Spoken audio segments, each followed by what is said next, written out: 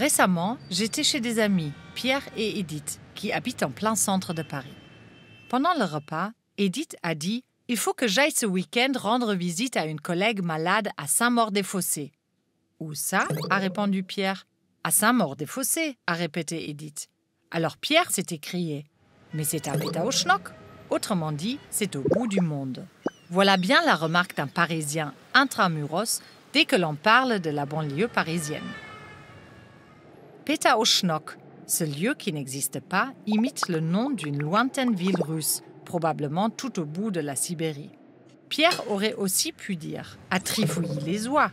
Trifouilly-les-Oies, ça se situe forcément au fin fond de la campagne, au milieu des poules et des canards.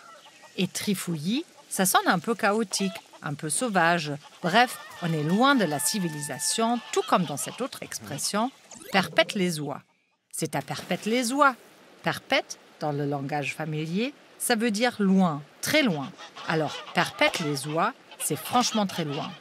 Les Français disent aussi parfois Perpète-les-Olivettes. C'est une variante. J'imagine que si quelqu'un veut trouver Perpète-les-Olivettes, il faut qu'il aille plutôt dans le sud de la France, là où poussent les oliviers. Plus distinguée, plus cultivée ou simplement plus ancienne, puisqu'elle date du XVe siècle, l'expression « au diable Vauvert ». Aller au diable, c'est aller loin. Et Vauvert renvoie probablement à une abbaye ou un château Vauvert qui se situait à l'époque hors des limites de Paris. Nous aussi, les Allemands, avons quelques jolies expressions pour témoigner de l'éloignement. On dira « wohnt JWD », il habite JWD. JWD, ganz weit draußen, très loin dehors, en dialecte berlinois. On pourrait même dire « il habite JWD à Buxtehude ». Pourquoi cette petite ville du nord de l'Allemagne est-elle devenue synonyme de petite ville perdue, un peu arriérée? C'est vrai que ce n'est pas très sympathique pour ces pauvres habitants de Buxtehude, mais il faut dire que, pour des oreilles allemandes, ça sonne très joliment, Buxtehude. Mais bon, la Bavière n'est pas en reste. Là, on se moque des gens qui habitent à Hintertupfing ou Hintertupfingen.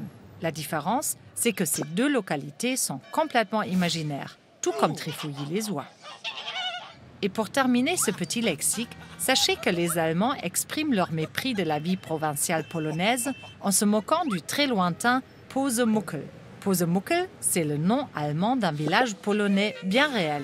Eh bien ça, c'est exactement comme vous, les Français. Vous vous moquez du très lointain Babelwed, ce quartier populaire d'Alger dans lequel vivaient bon nombre d'Européens.